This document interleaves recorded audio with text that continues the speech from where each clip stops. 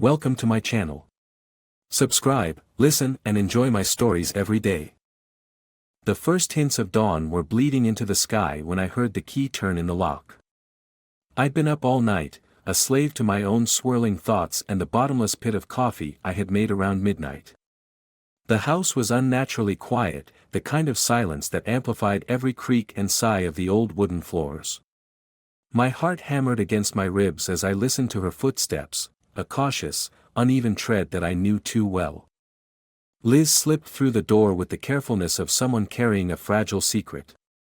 Her usually neat hair hung around her face in a disheveled halo, and her clothes looked like they'd been put on in a hurry. That smell, sharp and unmistakably masculine, clung to her like a shadow. "Where have you been?" My voice cut through the stillness, colder and harsher than I intended.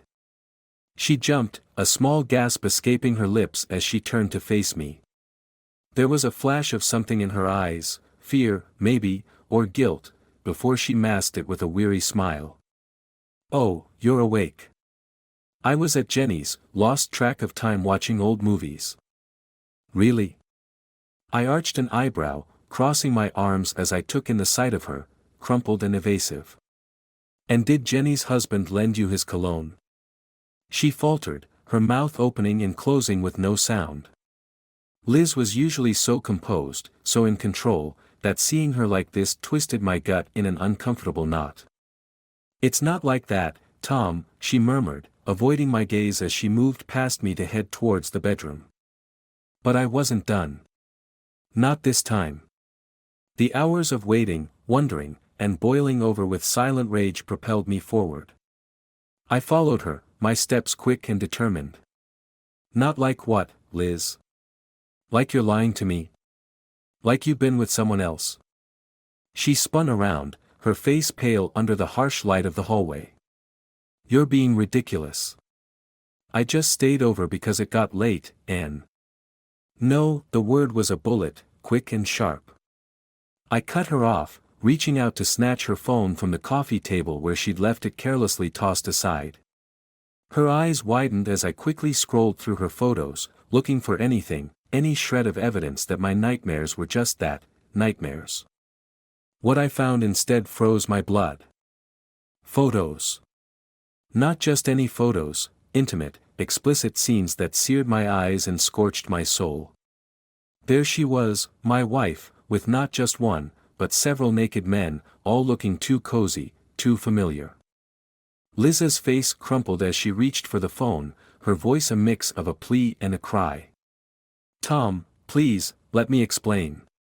"What's there to explain?" I tossed the phone back to her, watching it hit the floor with a thud. The screen cracked, spiderwebs of broken glass spreading across the surface, a perfect mirror to my shattered heart. "You've been cheating on me, Liz. This whole time." Her tears came then, hot and fast, but they did nothing to quench the fire raging inside me. "It's not what you think. I can explain, please." "I don't want your explanations." My voice broke, a ragged edge of pain slicing through the anger. "I want you gone." And that was it. The end of us. I watched her pack a bag, her movements robotic. She didn't meet my eyes as she left, the door closing softly behind her. A whisper of a goodbye that echoed in the empty spaces she left behind. I stood there, alone in the silence that was no longer peaceful but poison, and I knew this was just the beginning. The true depth of her betrayal, the reasons, the lies, it was all still out there. I would find out everything. And I would make sure she regretted ever crossing me. The morning sun rose fully, casting light on the broken pieces of our life. But some things, once broken, were never meant to be put back together. The next few days passed in a blur of anger and disbelief. The house felt too big, too quiet without Liz's presence, yet every corner echoed with the ghost of her deceit. I couldn't eat, I barely slept.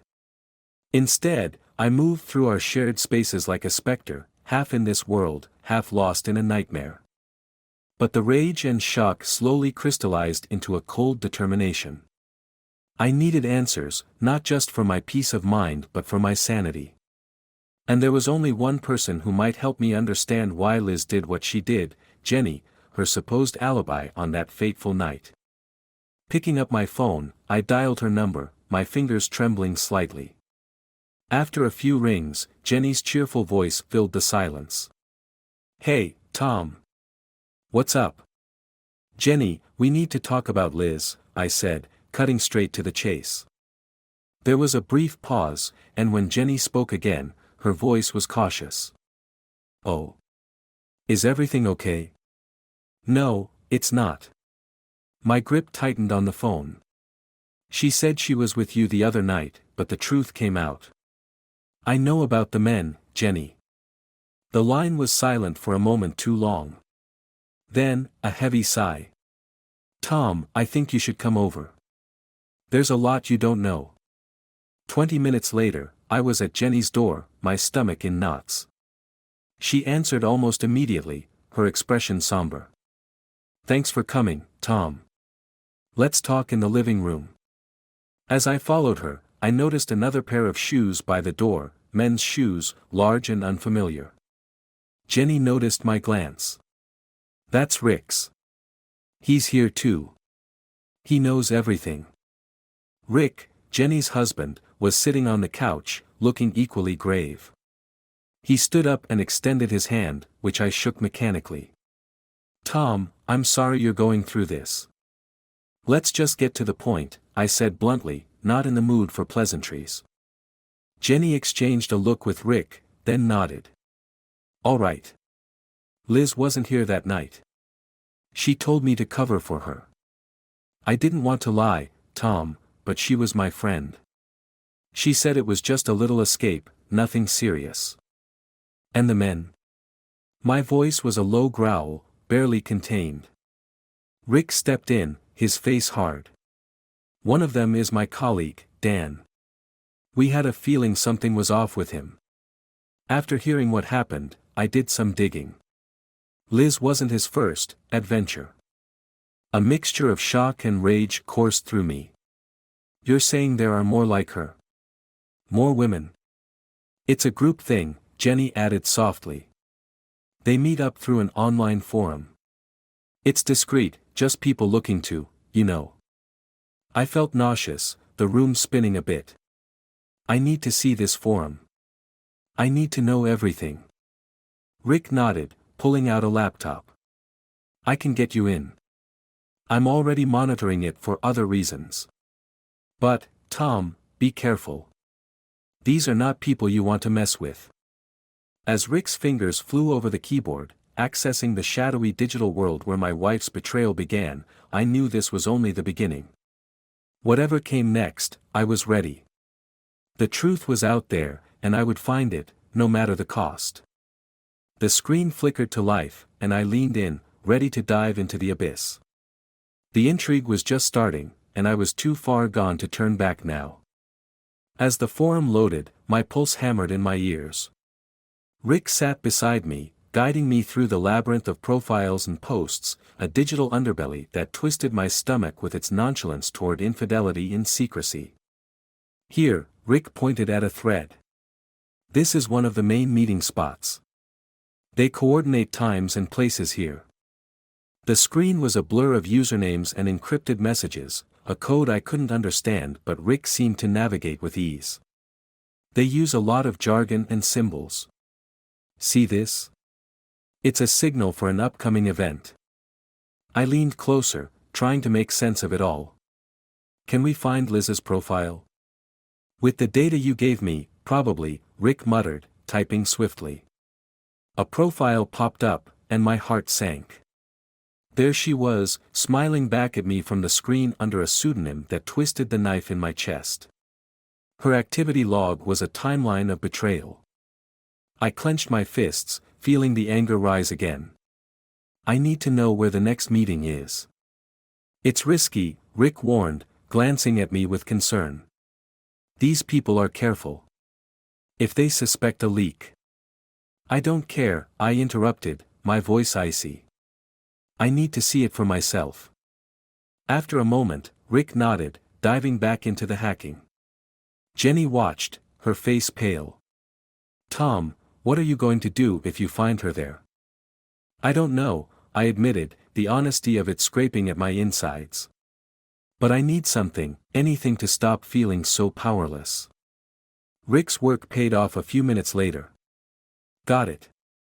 There's a meet tonight. Not far from here. The reality of what I was about to do hit me hard.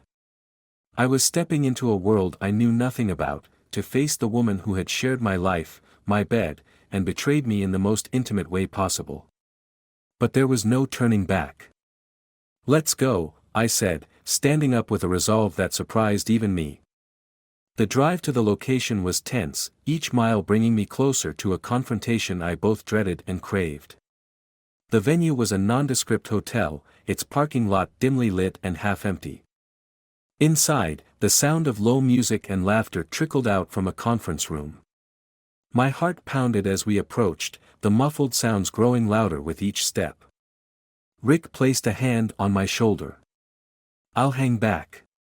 Just signal if you need help. I nodded, swallowing hard. The door was slightly ajar, and I pushed it open, stepping into a scene that would haunt me forever.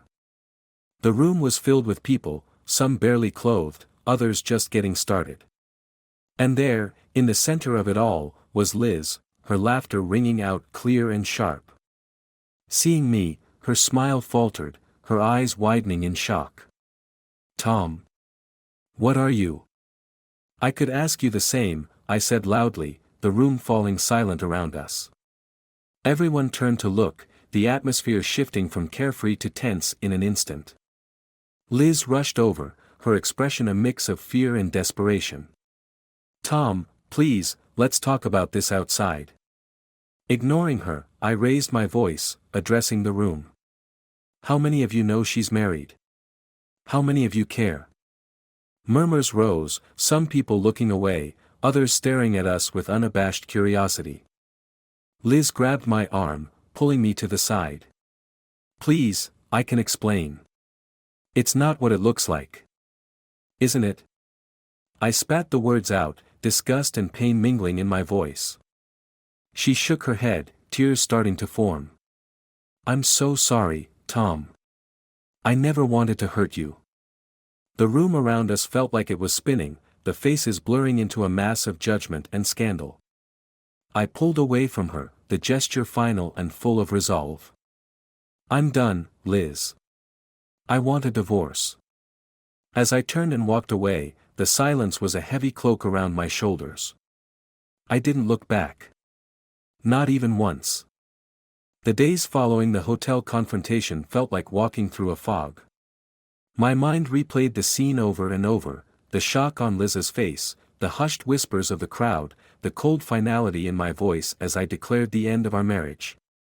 Yet, amidst the chaos of my emotions, a singular, nagging doubt lingered. Liz's plea, her tear-streaked face begging for understanding, haunted me. I decided I needed closure, not just for the sake of ending our relationship, but to silence the questions gnawing at my conscience. I arranged to meet Liz one last time, at the quiet cafe where we'd first met years ago, a place filled with memories of a simpler, happier time. She was already there when I arrived, sitting alone at a corner table. Her eyes were red, her posture defeated. As I approached, she looked up, a flicker of hope passing fleetingly across her features. Tom, she started, standing up, her voice trembling. Thank you for coming. I nodded, motioning for her to sit. I'm here for answers, Liz. The truth. She took a deep breath, clutching her coffee cup like a lifeline. I know it looks bad, but it's not what you think. The photos, the meetings, it was all a setup. I frowned, skepticism pinching my brow. A setup? By whom? For what? Liz's eyes met mine, steady and sincere. By Jenny. She orchestrated everything. I found out too late. Jenny? I scoffed, disbelief curling my lip. Why would she do that? It's Rick, Liz explained hurriedly. He's been embezzling money from his company, using the group as a cover. Jenny found out I knew, so she threatened to frame me unless I helped them. By making you look like that? I struggled to process her words. Yes, Liz affirmed, a tear escaping down her cheek. She had evidence of Rick's crimes, and she used it to blackmail me into participating. They staged those photos to keep you from believing me if I ever told you. It sounded ludicrous, too convoluted to be true. Yet, the desperation in Liz's eyes, the pieces of the puzzle slowly aligning in my mind, made me pause. And why should I believe you now? Before Liz could answer, the cafe door swung open. It was Jenny, her face pale as she spotted us. She hesitated, then marched over, Rick trailing behind her, his expression grim. Tom, I didn't expect to find you here, Jenny said, her voice cool. Seems I'm hearing a lot of unexpected things today, I shot back, watching her closely. Rick stepped forward, his eyes darting between Liz and me. Tom, there's something you should know. Jenny shot him a warning glance, but Rick continued, it's true. I've been using the group to launder money. Jenny and we set Liz up because she found out. Jenny's face crumpled, the facade of control slipping. I did it to protect us, Rick. I didn't have a choice. The cafe was silent, the other patrons watching the drama unfold with wide eyes. I stared at Liz, my heart sinking. You were telling the truth.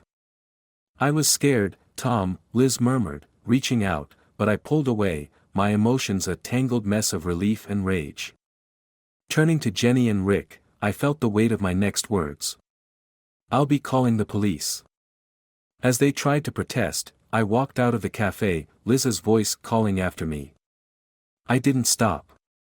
The betrayal, though not from Liz, had cut too deep, the wounds too raw for immediate forgiveness. Liz was a victim, perhaps, but the trust between us was shattered, scattered like pieces of a puzzle we could never put back together.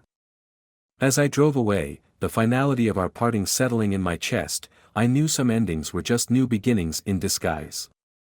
Liz and I would go our separate ways, forever marked by the scars of betrayal, but perhaps, also, with a chance to heal away from the shadows of deceit.